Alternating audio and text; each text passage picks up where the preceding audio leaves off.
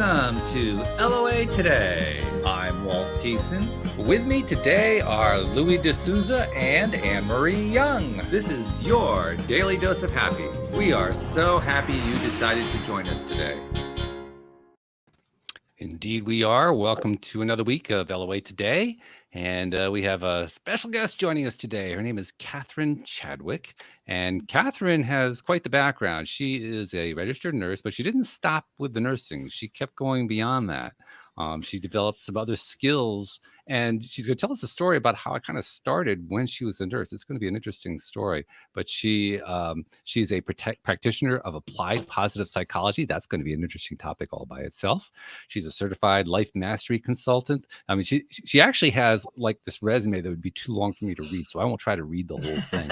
Instead, what I'm going to do is just welcome her to the show. So, Catherine, welcome. Thank you for joining us today. How you doing? I'm very well, Walt. Thanks for having me. I appreciate this. Glad to have you. And now I touched on it from 10,000 feet. Give us the 5,000 foot view. Give us like your background. Well, as you accurately said, I did start out in nursing. Absolutely. My first job out of college was working ICU, which is a bit like trial by fire, but it was, well, talk about valuable information, right? And valuable training. And I could actually see some of these energy principles at work, but we didn't talk about energy principles at that time, right? Especially then, yeah. Right. But you could see how some of it was in play, which was very interesting to me. And I started to delve more into the personal development and the exploration of all of this in the 80s. I was listening to Wayne Dyer and Eckhart Tolle on cassette tapes, right? If people know what those are. So, right? Just dating us a little bit, that's all. Right, yeah. I've listened to a couple of those cassette tapes and Wayne Dyer. Okay, good. But it's just been a progression as I've come along, and I really just love it. And the wonderful part now really is that with the technology opening up, so it's very much opened up, the research in neuroscience and epigenetics and, all of these other arenas, as you know. So it's just wonderful to have all of that at our disposal. And I very much use a lot of that in my work with people. I think as a nurse, I've always been a coach, and I love working with people in the reprogramming and developing, practices to, help develop those new neural pathways. And one of my favorite projects is the Sunshine Quotient. Ooh. And that's a term that refers to lighting gradients in photography and radiology. And I've applied it to people. In fact, it was interesting. It came to me pretty much as a download. People were saying to me at one point, like, oh my gosh, you're just so bright all the time. What are you doing? And I say, wow, I have a high sunshine quotient. And I said that a few times, and I thought, I've never put those two words together ever. And so I did a little research, and that's why I realized about the lighting gradients.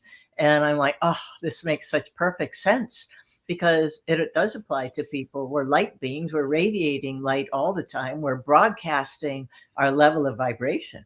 And so I do work with people in what I refer to as the Sunshine Quotient mindfulness and breathing technique. I call it the training wheels of mindfulness, and it's just so simple, because obviously when you take that deep breath in, you stimulate the vagus nerve, and that stimulates the parasympathetic nervous system, the calming side of your nervous system. And if you add in the mental rehearsal of breathing in the sunlight, or light beings just bring in more. And when you feel that and can visualize that you're glowing from the inside out, and you can feel the warmth of it on your skin, it's very calming, and it's also very healing. And it's a wonderful practice for people to develop, to create the habit of being able to use the breath as a regulatory tool, right? So when you start to become anxious, you go, oh, the breath, right? So I can kind of imagine back in the 80s when you were first exploring this, you probably didn't have many peers in your ICU setting who were on the same page. Am I guessing right about that? Well, I didn't actually start working with the Sunshine Quotient until about 10 years ago. Oh, okay. And I realized when I was studying for the applied positive psychology that it was Barbara Fredrickson's work and her research Oh yeah. that really confirmed to me that the project that I was working on was very viable. So I've expanded it and I keep using it. So it's really a fun project because it's so simple. We haven't actually talked about her work very much, but give the audience just a quick overview of some of the major breakthrough type roles she played. Well, it's interesting because, her the first part of her research was about how positivity opens up, right? Hmm. And the broaden and build theory, and to just keep moving with that. And the positivity builds upon itself. And her second book, Love 2.0, is a wonderful book. I think everybody should read it. There are some tremendous contributions made within the relatively new field of positive psychology. Have you kind of been involved in that since like the beginning, like the late 90s, or did you pick it up later? Or I picked it up a bit later. I started studying that on my own, probably around 2012, okay. as far as going specifically to the applied positive psychology part, right? Mhm. I had been studying about positivity and the effects of that. And what I really loved is that I was already focusing on what was going well versus what was going wrong, right? Ah, good. Right. So the applied positive psychology for me was like, oh, yes, this is a fabulous place for me to be. Yeah, when you first get exposed to that, especially if you've been exposed to other energetic theories, ideas, practices, and so forth, before you get exposed to the positive psychology, when you actually read the stuff, you say, well, yeah, where has this been? This is great. I'm loving this. That's what my reaction was anyway. Like, oh yeah, I was so excited that the mainstream was catching on, because that's what I consider that to be, like an outgrowth of the mainstream. Yes. Yeah. So I'd imagine it was pretty much a similar kind of experience for you. Now, when you developed, and you're the one who developed the idea of the Sunshine Quotient as something to apply to humans. Like you said, it had other applications, but you're the first one who applied it to humans, right? Well, it's interesting in that the practice of breathing in the light has been around for like how many thousands of years, right? Right. I mean, it's not new information, but using the term sunshine quotient and having a visceral and a visual concept to work with people with, I think has found to be very useful. You haven't done anything with actually measuring energy out of people, particularly when they engage in a process like that. This is more of a philosophical / theoretical approach. Am I right? It's absolutely more of a qualitative versus a quantitative, Sure. right? Okay. Yeah. Good way to describe it. See, now there's the way the scientist says that. I love that. That's fabulous. So good stuff. So, all right. Well, this has been quite the journey for you because, like you said, you started off as a nurse and you were listening to Wayne Dyer and you were listening to Eckhart Tolle. That was, by the way, was what I was referring to when I was saying that's probably not the kind of stuff that your fellow ICU nurses were all jumping on and down saying, yes, oh yeah, we love that stuff. That was probably a little bit out there, right? I mean, let's be honest. Anybody who explores that stuff, you're a little bit of a different person, which is a good thing, but it's not your typical vibe. It's becoming more and more common. I mean, more and more people are latching onto this now, which I find to be very exciting. But yeah, yeah. But back in the 80s, that was a little revolutionary for that time. Well, it was, and I didn't really talk about it too much, but when my children were growing up, I certainly wanted them to know more about it than what I had known growing up. And I think that was not only for my own development, but wanting to be able to have a broader vocabulary and a broader understanding of what's actually happening, right?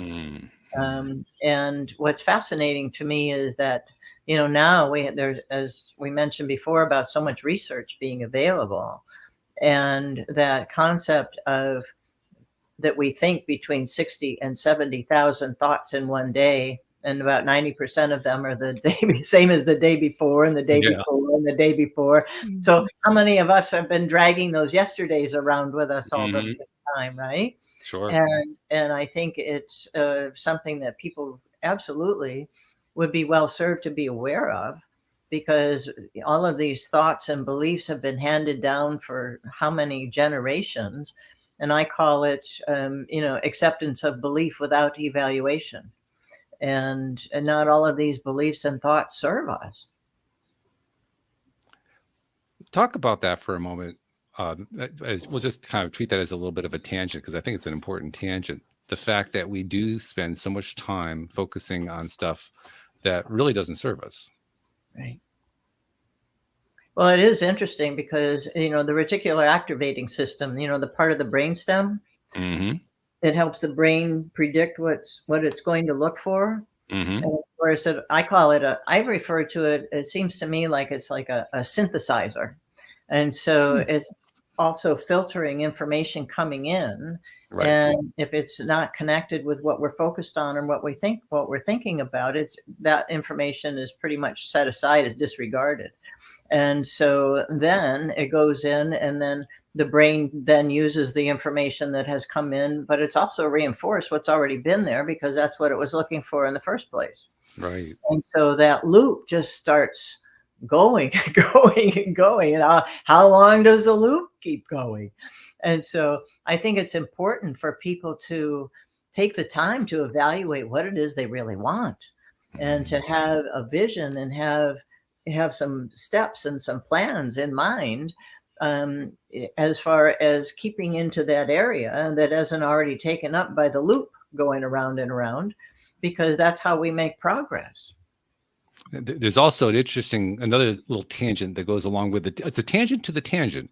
I'm not sure exactly what that is, but there's a tangent to the tangent, which is that there are only 4 senses that get filtered through the RAS, which I always found to be fascinating. Apparently, smell doesn't get filtered through there, and I don't really know why.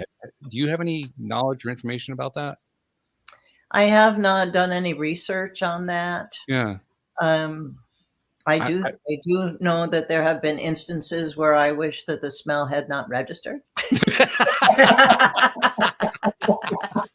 Yeah, I think we have a few of those. Yeah. I'm sure everybody has, right?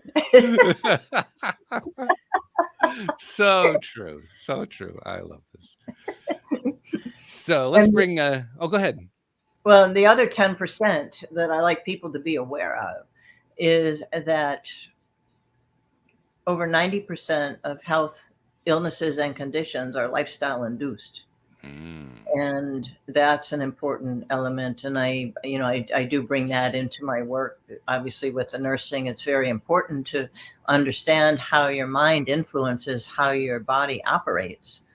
And how your thoughts and your words and your actions all have energy frequencies associated with them, and they affect your body physiologically. And it's important to know those things.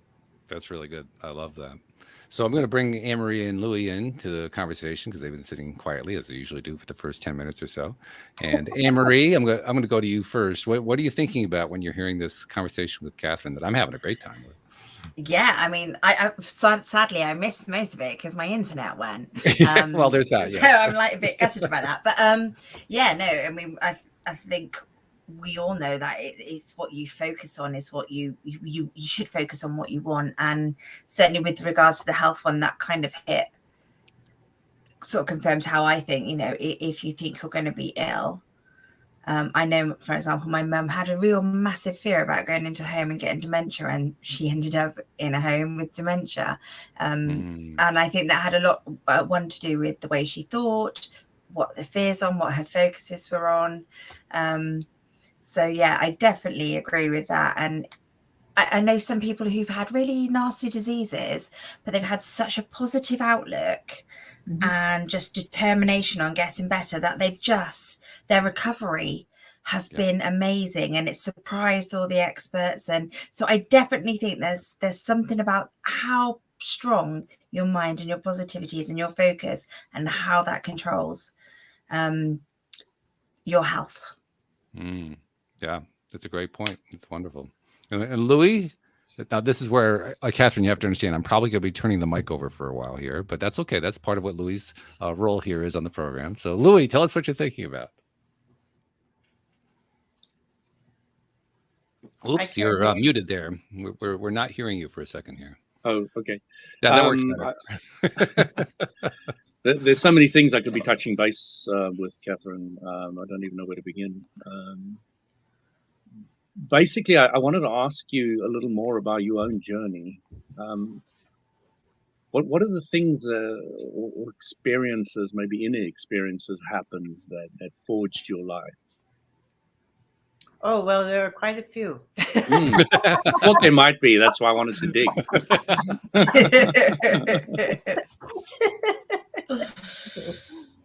So my first ICU job, right? I hadn't been there that awfully long. And I bent over one day to pick up a piece of paper from the floor and I couldn't stand up.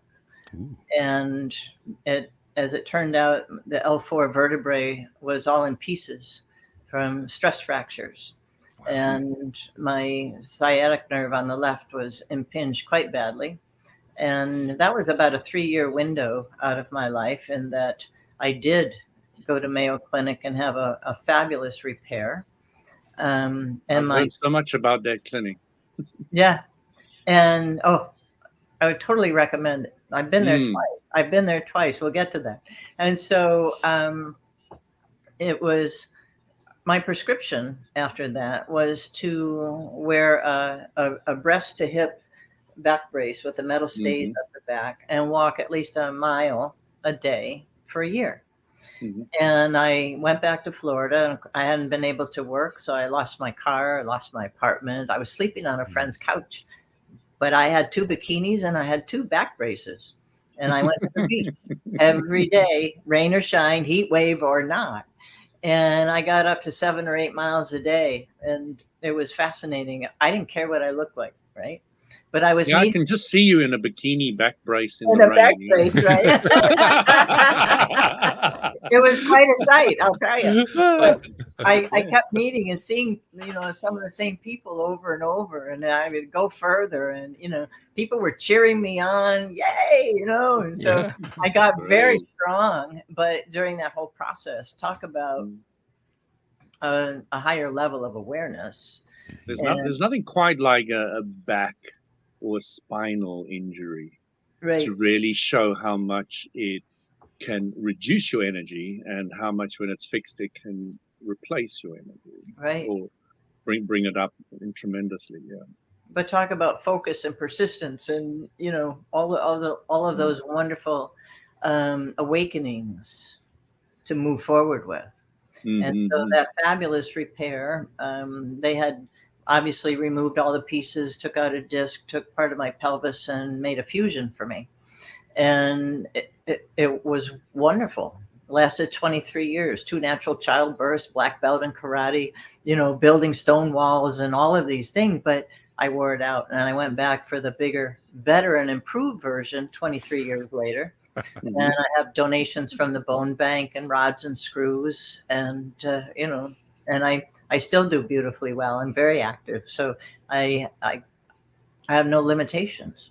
So, but I think that all of that too is how mental. Yeah, absolutely. Because the first time it happened and I'm sleeping on this friend's couch and going through all of this, I'm like, oh, no, this is not going to be my life. Absolutely. Yeah. Right. And it takes that level of decision in you to be able to move forward. Oh, no question. The other incident that was quite illuminating, let's say, is I had an allergic reaction that caused a complicated migraine, which was also known as a soft stroke. And it revealed an irregular circulatory pattern in this part of my brain right here.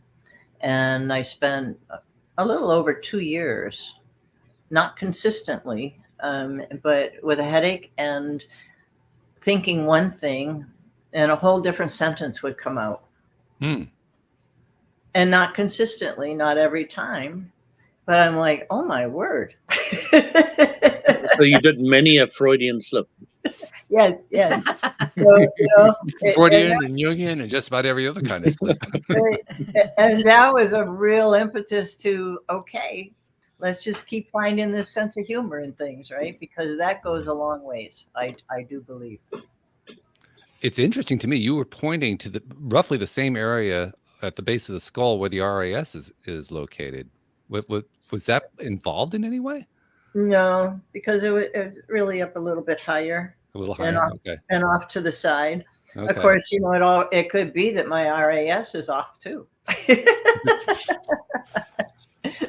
Well, it just occurred to me that you were talking earlier about the recorder aspect of the RAS that records and creates loops and keeps replaying the same thought patterns over and over again, and filters out certain things, filters in other things, and it just made me wonder if there was a direct connection going on there where you would create some sort of filtering that helped to create the condition, and then you create new filtering to uncreate the condition.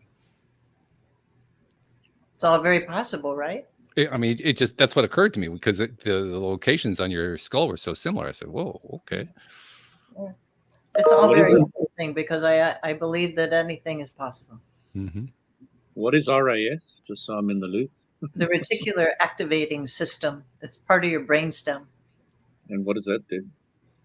That's what I was referring to, that filters information as it comes in. Oh, that's a filter. Okay. And then it helps to predict what the brain is going to look for. Okay. Yeah, the RAS, the example I love to give with the RAS is if you've ever bought a new car, which I know you've done a few times lately, and suddenly you see that car everywhere, and it's the same color, and it's the same model, and it's the same year, because your RAS has now allowed that to filter through into your conscious mind, whereas before it wasn't filtering through. Mm-hmm. Yeah. The next thing I wanted to touch on, Catherine, was black belt in karate. Was it? That was a fun, that was a very fun experience because I started when my son was 7. He wanted to take karate. So I took him a couple of times to the dojo to observe, and he said, yeah, I want to do it. And I said, all right. So I played a lot of sports growing up, but I've never done the martial arts, and there's a lot of repetition. There's no immediate gratification. So my requirement is that you would, stick with it for a year to give it a fair shot. Yeah, absolutely. So I said, why don't you take a couple of days and think about that? He said, okay. And he says, and why don't you take it with me? And I said, it sounds really a lot like it would be wonderful, but I want you to think about that too, because even though there are other families that are participating in the dojo, it will change the dynamic of the class for you. So think about that too.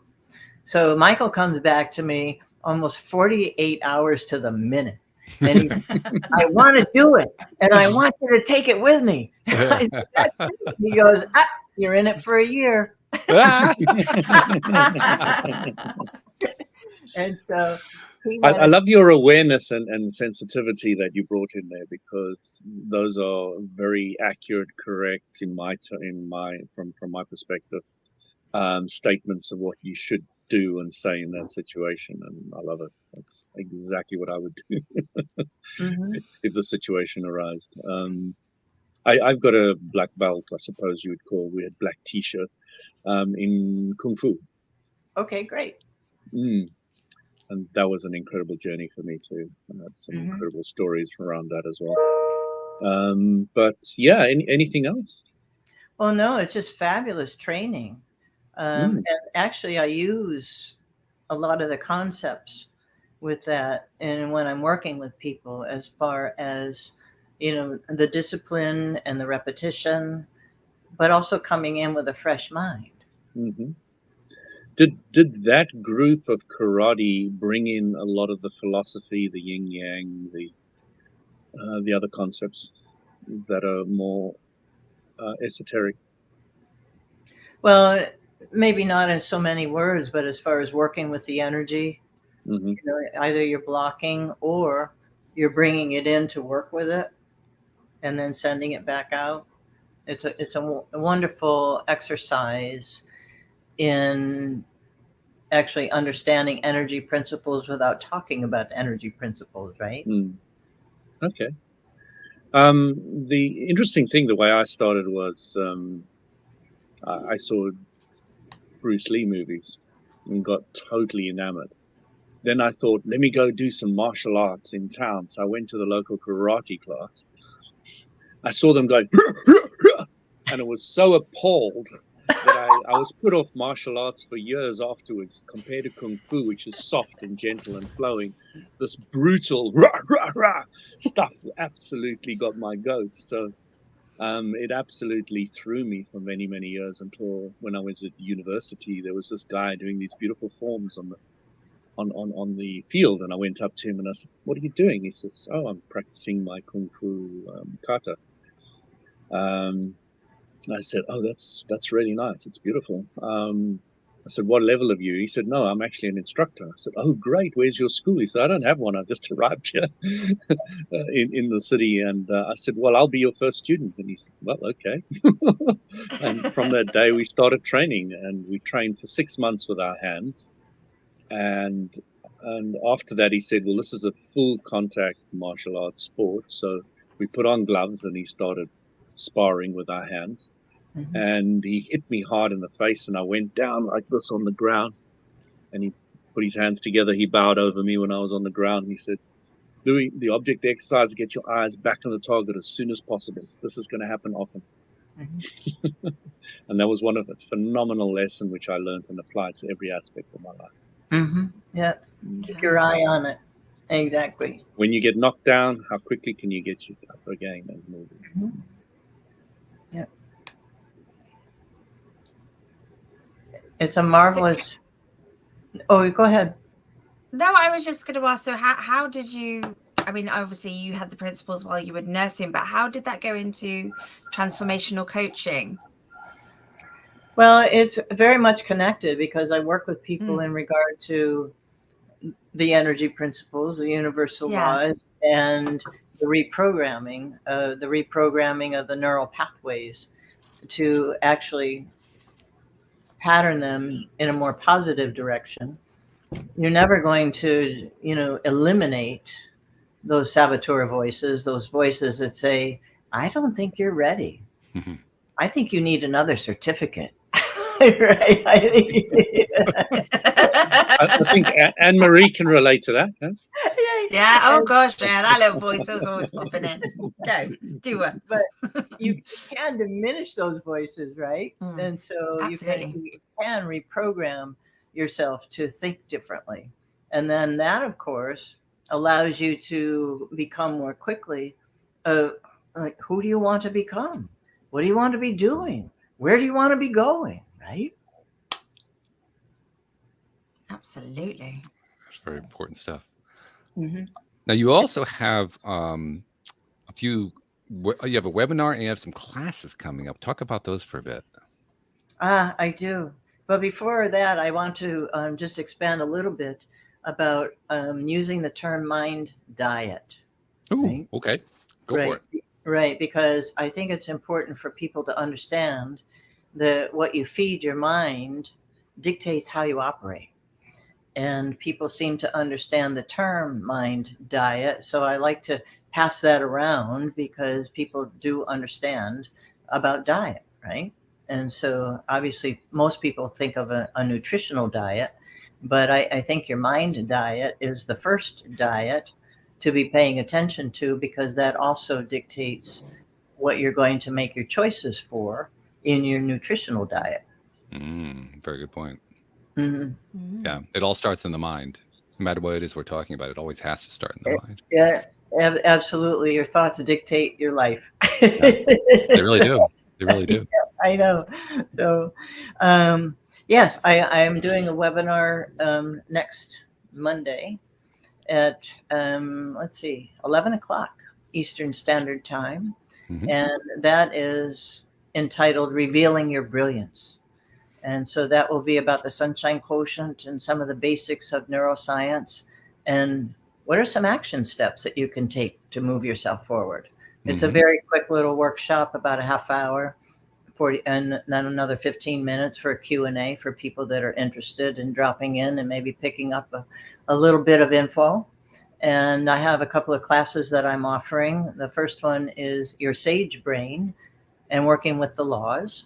And that is about the reprogramming of the neural pathways and the basics of 11 universal laws. And that includes the law of non-resistance, the law of compensation, increase, success. How fun is that? Mm. And then the other class that I'm offering is Life Mastery 2.0. And that's a longer course. It's 24 weeks and it's in-depth study. And actually for people to actually determine what their values are, what's important to them. And then once they actually establish that, then creating the vision and moving forward and working with a specific mind training. And that works with 4 weeks on each area of focus. And that deals with intention and health, abundance and manifestation, and love and transformation.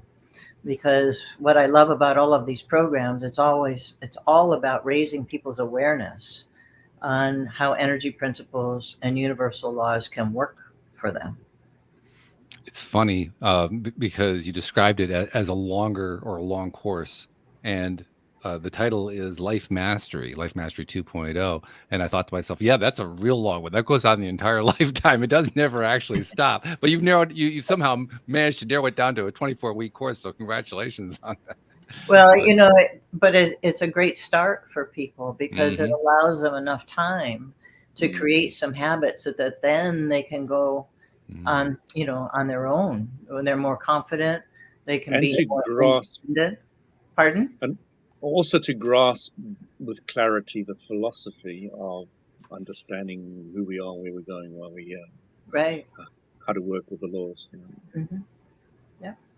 And I find that clarity is fleeting and not concreted into the beings that I have bumped into in this world. A lot of people have got bits and pieces of the puzzle, but they haven't got much of it worked out at all. I think one of the things that people have trouble grasping is that the energy is always working on an upward spiral, and it's always pulling us, and we're always receiving more information constantly. So the decision that a person makes today may be a good decision. However, things are always changing, so that same decision may not be as useful, or make the same application, make the same changes that they believe are going to happen in even just 2 weeks from now, because things are always changing. Absolutely. I liken it to if people aren't really understanding about the upward pull and the upward spiral of the energy, and everything is always in motion constantly, I say just think of the train as always leaving the station. So do you want to be on the train or not? It's a good way to describe it. Everybody has to find a way to work with this energy. It's what I call learning the rules of the game. Which I find to be comforting to know that there are rules to the game, because I remember when I was younger figuring there must be a rule book somewhere, but I'd never seen it. So to learn there actually were rules and that they made sense was quite reassuring, to be perfectly honest, when I first encountered all this stuff. Because for the longest time, none of it made any sense to me. Not the way it was explained anyway. Yeah, I love that profoundness I learned when the answer to life, the universe, and everything was 42. Yes, Douglas Adams did have an interesting take on it. Well, the other thing that's interesting is that I believe that there are as many perspectives on the planet as there are people. Absolutely. So everything that's being interpreted is through their lens of their experience and how they're bringing it in to use it. And as teachers, we learn to appreciate all the different perspectives which is incredibly important. Otherwise, you can't really help many people. You have to be able to kind of get into their heads and understand where the way they're seeing it and what lenses they're seeing it. Mm-hmm. The thing that I've often said is I'm very confident and I really understand who I am and where I'm going and all the rest of it. But if you come up with something clearer and better in the next second, I'll drop my old belief structure in a heartbeat and I'll be ready to run with a new one. Mm-hmm. without even a second's thought about it. Because, you know, the amount I know is this much. The amount I don't know is infinite. Oh, absolutely. And the beauty of having that kind of perspective is that it's very liberating. Mm-hmm. It's very liberating. Mm-hmm. And people sense it and respect it. Yeah. Mm. Mm-hmm. The thing that I find to be most interesting and challenging about this whole dynamic that we're talking about, this absorbing of energy, absorbing of information through energy, learning to interact with it day by day, and realizing that the answer I'm coming up with today is going to be different from the one I come up with tomorrow. And like you were saying, the fact that there is at least one perspective for every person. I think what it's actually doing is it's giving us many perspectives. I think we now have so many more perspectives per person than we did, say, even 10 years ago. Mm-hmm. And I think it's actually increasing geometrically, which I find to be really exciting, because I know, and this is something that I've learned just directly from doing this podcast for 10 plus years, but the more perspectives that you get, not only do you have a better understanding of yourself and of the universe and how things work and so forth, but you also feel better about it. Oh. And when you feel better about it, and that's what I think is happening with more and more people, despite all of the, I mean, there's plenty of, contrast and polarity, as we like to call it. There's lots of stuff going on. There's a lot of stuff that people get angry about and frustrated and all that kind of stuff. But with all of the people who are discovering new perspectives, even if they aren't aware that they're doing it, I think it's just so exciting, because that means all of the people who are getting more perspectives are also expanding themselves. They're helping to expand the human race. They're helping to expand the existence of all that is. I mean, it's just getting bigger and bigger and bigger and bigger exponentially. I get excited about that. Oh, I do too. I love talking to people about this. Catherine, you have a question from one of the online listeners. They said, Jeffrey says, where are the rules coming from and who made them? Well, the rules, well, it's interesting, because the rules are, they're energy principles and universal laws in play all the time. There's more going on than just gravity, the law of gravity and the law of electricity, right? Mm. And so, for instance, as an example, the law of receiving requires you to give first to keep that energy going, right? Mm-hmm. The other thing that's always in play is polarity, and it's positive and negative, and it works. It's not good or bad. It works like a battery. So, for instance, there is that if you have a desire for something that has a positive charge to it, in order for that desire to actually come to you, you have to have the expectation that that desire will come to fruition, and that expectation has a negative charge. Mm-hmm. And again, it's not good or bad. It works like a battery. And so you have to have both of these electrical charges in play for that to happen for you. When I was young, I knew that there was a great secret, because, at the age of 8, I said to my mom, what's truth, love, and God really about? And she went, I realized I had to find out for myself. But one of the big things I did discover was that if, without light, there'd be no darkness. Without a valley, there'd be no mountain. Without an up, there'd be no down, blah, blah, blah.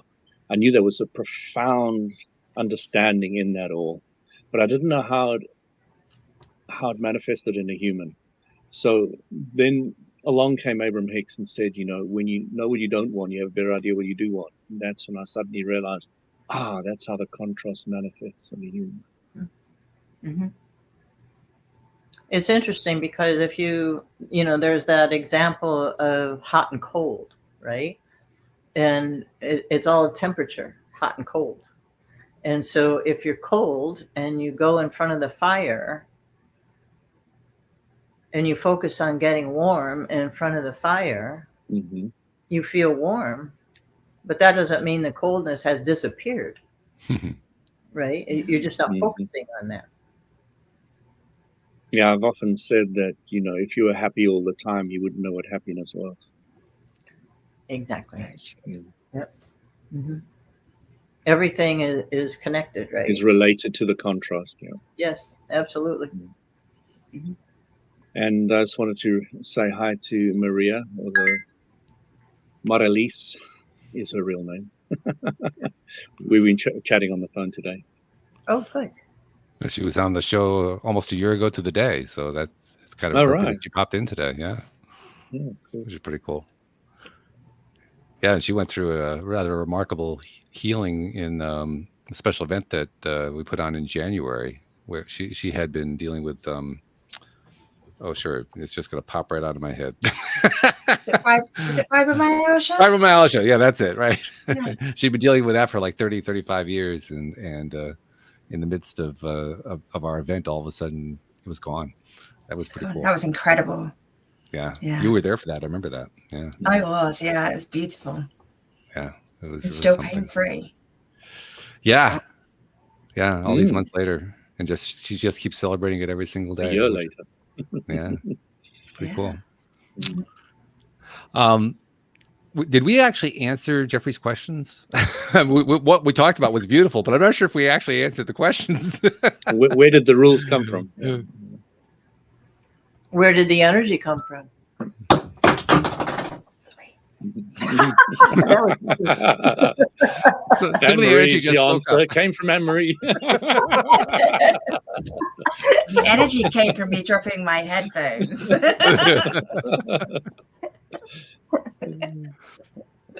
Well, it's a question, right? Where did it all come from? No, it's a nice way of answering the question, and I appreciate it.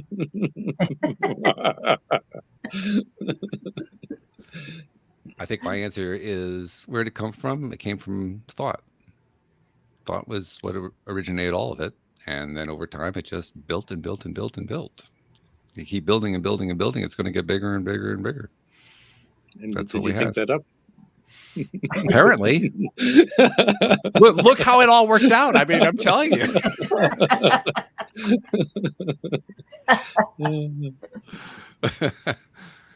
No, I think that, gosh, does that have something to do with perspective? Absolutely. Use it or lose it. Yeah. It has everything to do with perspective. In fact, perspective, I think it'd be fair to say that was one of the first inventions. Developing the idea, okay, here's a viewpoint, here's a perspective, as opposed to that perspective over here or this one over here. That all by itself, that just started the whole thing going. Just Catherine, I'm guessing you read our favorite book, Walter and I's favorite book, Illusions by Richard Bach. No, I haven't read it. You haven't read that? Oh, you got to read that. Yeah. I'll make myself a note. I would recommend it. Are you familiar with Richard Bach? He was the author of Jonathan Livingston's Seagull. Yeah. Well, Illusions was his second book, and it was actually better than Jonathan Livingston's Seagull. It actually wasn't his second book, but we won't go there. Well, what was the second one? No, he made many one before about flying and planes. Oh, you're right. Oh, I'd forgotten about that one. Yes. You're right. There was a second one. Yes. But it came out shortly after that. But you're right. I can't remember what the name of that book was. No, I can't remember either. But wasn't one of his stronger ones. It's so interesting about inventions, right? Because one invention opens up more and then more possibilities, and then there's another invention, and it just goes and goes, and it's fabulous. Catherine, we got 10 minutes, and I wanted to cover something as you're into the neuroscience. Have you ever heard of Dr. Alan Watkins? Yes. Okay. So he I watched a YouTube video, a TED Talk recently, and it's fascinating. Absolutely fascinating, because he studied it and he puts electrodes on, and he says it's not breathing in different steps. It's actually breathing very consistently in exactly the same way that actually calms everything. And, listening to all the different yogis and all the different techniques out there, a lot of them are stepped and this and that and the other. And they've shown that very specifically, if you do it consistently, just focusing on your breath, that is what really calms the whole mind down. But another thing we brought in so many little really gems. But it's all based on science and actually testing them and doing live experiments with guys on stage there. He said to the guy, you okay, or you good with maths? He said yes. And then he starts stressing him out. He says, I'm just going to give you something simple, 323 minus 3. And then he starts putting pressure on him, and he shows how the whole brain, because he's connected the whole thing to his brain waves, and he goes all over the place. And he says, you need to get your physiology right first before you can calm the brain, before you can start making positive decisions, etc. So you've got to get that whole cycle right. And the way you do it is by focusing on breathing.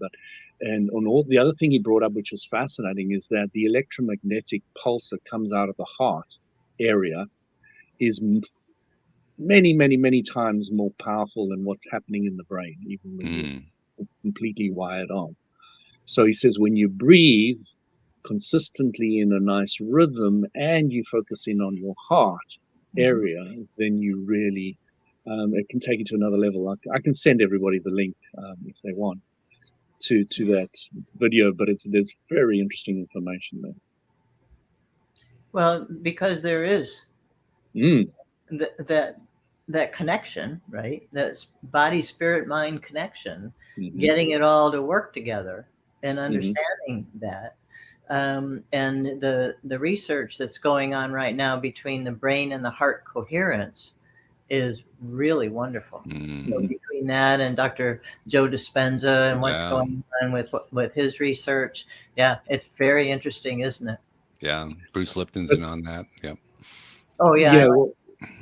What Dr. Alan Watkins was also saying that I found interesting, because I've said it often on the show, your thoughts affect your emotions affect your thoughts, and it's a cycle going on. And often people try to, specifically the psychologists, they like to split the mind and the emotions. And he was saying there's a difference between feeling, somebody else was saying it on our show, Walt, a difference between feeling and emotion.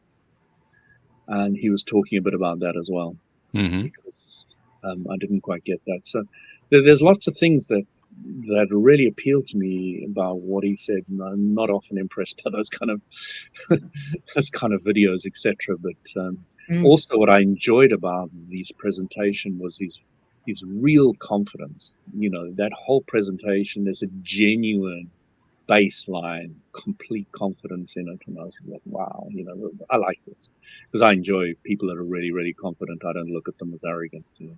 I really appreciate that, because I don't think there's enough confident people in this world. I really don't. I think one of the reasons for that is that so many people feel disconnected between the three, what I call the three facets, right? The body, mind, spirit. And I believe that you have to have the integration of all of these together. Like as an example, as a precious stone, right? If all the facets are connected, then the stone shines very brilliantly, right? And I think it's the same way with us. If we're not working in concert between these three elements, then I think that leaves ground for a lot of confusion, self-doubt, all of those things that contribute to people not being confident. And not having the not only the confidence, but the vision to move forward, to be confident in what it is that they want and think that that's okay, right?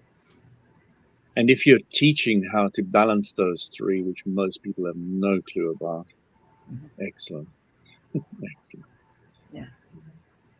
It's important to talk to people about self-care and what that really entails. And it's totally different than the commercialized version of self-care, right? Talk about that for a moment. Let's actually delve into that a bit.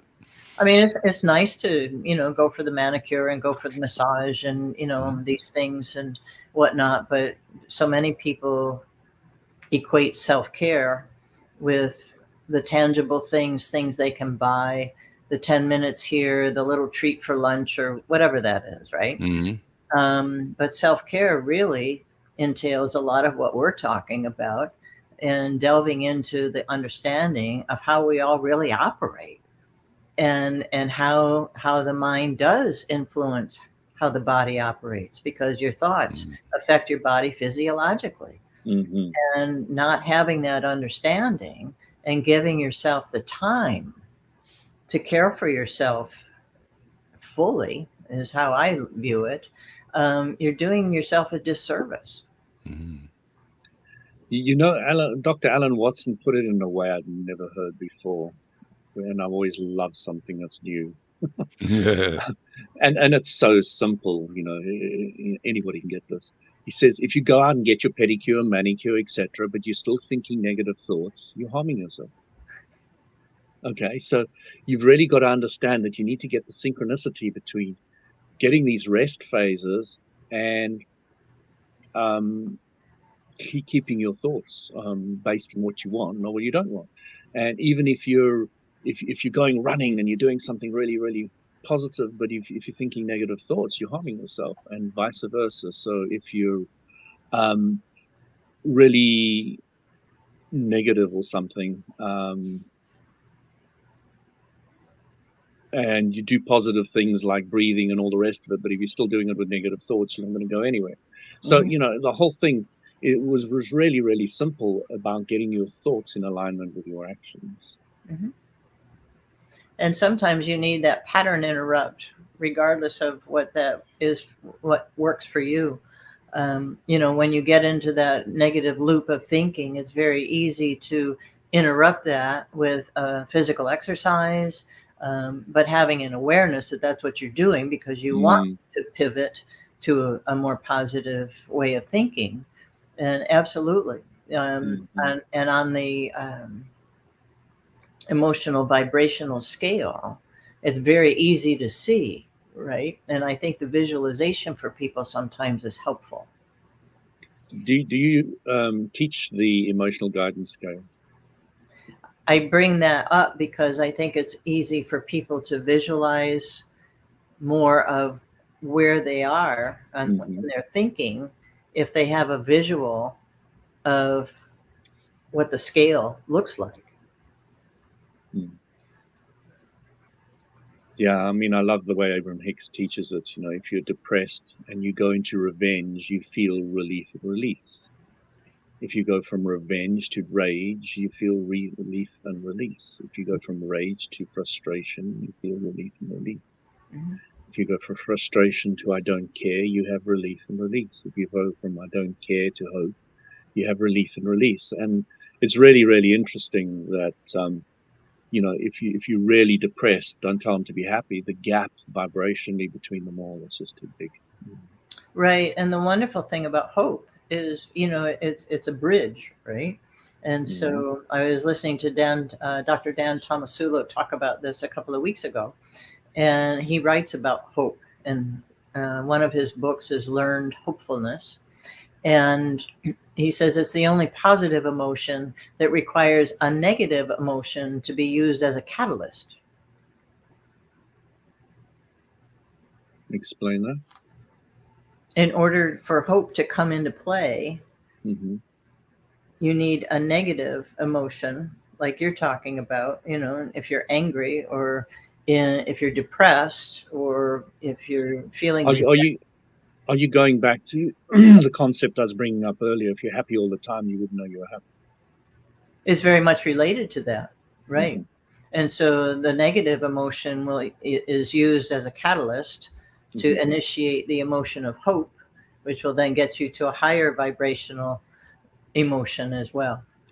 was trying to think why they used hope as the only one, because all of them are relation to change in vibration. So I was thinking maybe it's because I don't care is probably still considered in the negative, and hope is the first one from the negative to the positive.